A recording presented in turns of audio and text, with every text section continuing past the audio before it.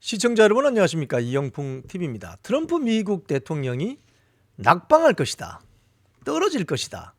민주당 출신의 해리스 후보가 차기 미국 대통령이 될 것이다. 이렇게 공공연하게 여론조사나 이런 조사를 떠들어온 미국의 언론들이 있죠. 그리고 그 미국의 언론들을 그대로 줄줄 받아선 한국 언론. 이번에 완전히 망신살이 뻗쳤습니다. 여러분 아시는 것처럼 이 국제 뉴스에 관심이 많으신 분들은 이걸 벌써 눈치챘을 수가 있습니다. 지금 그 국제 정치학 전문가인 이충근 박사가 스카이 데일리에 기고한 글을 보면 참 이거 너무 창피스러운 일이다. 미국 언론은 친해리스 편이어서 그럴 수도 있겠지만 국내 언론은 그런 예를 들자면 CNN, 워싱턴 포스트, 뉴욕 타임스, 그리고 영국의 이코노미스트 이게 대표적인데요. 무작위로 그냥 줄줄 받아 쓰다가 완전히 한마디로 망신살이 뻗친 겁니다. 이충근 박사의 어떤 그 칼럼을 보면 이런 게 있습니다. 이충근 박사는 이미 원고도 없이 2-3시간씩 연설할 수 있는 트럼프, 그리고 이 텔리프롬프트, 이 이제 프롬프트 띄워서 기존에 원래 미리 써놓은 원고를 이렇게 화면에 띄우는 걸 프롬프트라고 합니다. 방송국에서 많이 쓰죠. 대통령이 야외에서 어떤 그런 연설을 할 땐 이 프롬프트를 반드시 쓰게 돼 있죠. 보시면 이렇게 유리 같은 게 양쪽에 하나씩 있습니다. 그래서 왔다 갔다 한번 보면서 그걸 원고를 보고 읽는데 실제로는 이제 관중들이 받을 때는 실제로 연설하는 것처럼 그렇게 보이는 기기가 있죠. 이 텔리프롬프트가 없이는 연설할 수 없는 해리스의 대결. 이충근 박사는 이미 트럼프가 이길 것이다 생각하고 있었다고 하는 거죠. 자, 그런데 이 칼럼의 내용을 보면 필자를 비롯한 한국의 극소수 미국 정치 전문가들은 이미 해리스가 정식 후보가 된 7월부터 트럼프가 무난히 당선될 것이라고 전망을 했다는 거예요. 그리고 조 바이든보다 별로 나을 것이 없어 보이는 해리스가 후보가 되는 걸 보고 이번에는 미국 민주당이 이번 선거를 포기했구나 이런 생각을 했다는 거예요. 자, 그런데 실제로 언론에 보도되는 것은 마치 해리스가 당선될 가능성이 많은 것처럼 보도가 되었죠. 그래서 이충근 박사는 벌써 미국 주류 언론의 지독한 장난질이 배후에 있는 것 같다. 그 의심했다고 칼럼에 적시합니다. 자, 그래서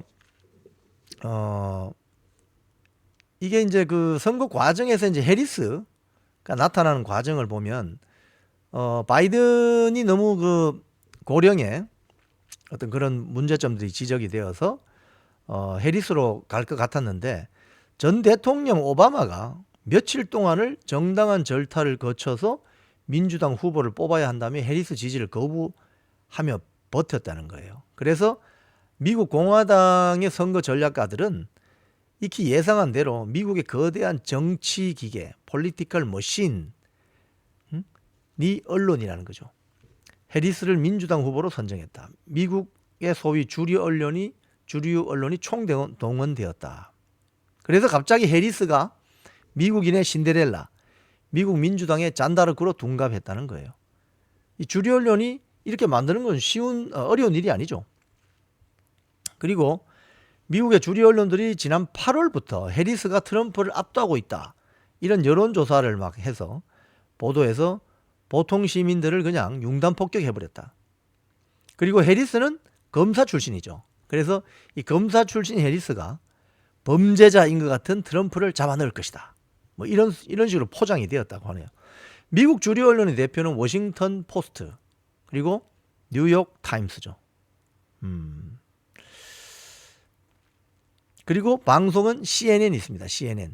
CNN이 지금 그 어떤 식으로 불리냐면요. 미국에서는 클린턴 뉴스 네트워크. 클린턴은 민주당 출신 대통령이죠. 또는 커뮤니스트 뉴스 네트워크. 공산주의 뉴스 네트워크. 이런 약자라고 부르는 사람마저 있다고 합니다. 미국에서는. 그리고 이제 이 이충근 박사님 말씀은 국내 언론 중에서는 스카이데일리 정도만 미국 대선에 대해서 객관적으로 보도했다. 자, 조선일보도 이런 보도가 있습니다. 망신당한 주류 언론 박빙이라더니 여론조사 3연속 빗나갔다. 선거가 임박하면서 해리스 당선 확률을 높이는 매체가 많아졌는데 결과는 정반대였다. 영국 이코노미스트 대선 예상 모델은 선거 전날 두 후보 승리 가능성이 반반이라고 했다가 당일 아침 막판에 나온 여론조사를 반영했다면서 해리스 승리 가능성을 56%, 트럼프는 43%밖에 안 된다. 대형 오버를 냈죠. 대형 오버를 낸 겁니다. 뉴욕타임스도 마지막 여론조사를 11월 3일 날 발표하면서 해리스가 될 것이다. 유리하다. 뭐 이렇게 했다고 하네요. 자, 그런데 이제 이 이용준 세종연구소 이사장 이 조선일보에 칼럼을 내신 걸 보면 이렇습니다. 미국 주류 언론이 외면해온 트럼프 우세론. 이 제목이 이렇습니다. 근데 이분 이사장님의 말씀 이런 거죠. 그간 트럼프 후보에게 극도로 적대적이었던 미국 주류 언론과 이들을 그냥 줄줄 인용 보도하던 국내 언론이 완전히 망신상을 당했대죠. 그래서 불과 한 14일 전만 해도 해리스 민주당 후보가 승리할 것이다. 이렇게 오판을 하는 참사가 벌어졌다. 이렇게 지적하고 있습니다. 지금 뭐 미국 선거 여론 분석 기관인 RCP라는 단체가 있는데 이미 트럼프 후보가 3개월간의 지지도 열세를 선거 직전 주말에 극복하면서 어렵사리 골든 크로스를 달성했고 트럼프는 이미 10월 초부터 경합하는 주 7곳에 대해서 전체를 트럼프가 이기는 것으로 나왔다는 거예요. 그런 식으로 나왔다는 거예요. 그래서 지금 이 보도가 된 이 당시만 해도 선거인단, 그러니까 미국 대선은 모든 국민이 투표해서 그 누가 한 표라도 더 많아서 대통령 뽑는 게 아닙니다. 각 주마다 이긴 정당이 그 주의 선거인단을 모조리 다 가져갑니다. 그 선거인단을 다 합쳐서 270명이 넘어야 대통령이 당선될 수 있습니다. 그런데 선거인단 당시 막판에 예상 숫자도 트럼프가 312명, 270명보다 훨씬 많죠. 해리스는 226명. 그러니까 압승을 한 거예요. 트럼프가 압승을 한 겁니다. 여기 보면은 트럼프의 백악관 복귀를 악몽으로 여기던 미국의 주류 언론, 뭐 뉴욕타임스, 워싱턴 포스트, CNN 이런 언론들은 그들의 흑기사인 해리스 후보의 전국 지지도 우세를 집중적으로 부각시키면서 트럼프 후보의 당선 가능성을 애써 외면해 왔다. 이렇게 지적하고 있습니다. 이렇게 되면 주류 언론이 사실은 언론의 기능이기보다는 특정 진영의 선거 운동하는 선전선동 매체로 전락할 수밖에 없죠. 미국은 CNN, 뉴욕타임스, 워싱턴 포스트 이런 언론들이 친민주당 경향으로 가는 거죠. 그러면서 뭐 권력에 대한 비판 감시 기능을 가진 자유로운 저널리즘 기능을 가진 언론사가 아니라 친민주당 성향의 선전선동 매체로 간다는 지금 굉장히 위험성이 있죠. 이 미국 민주주의 체제에서도 굉장히 위기 신호가 온 겁니다. 경고 신호가 온 겁니다. 자, 그런데 국내는 어떠냐? 한국은 일방적으로 받아 쓴다는 이 문제점이 있습니다.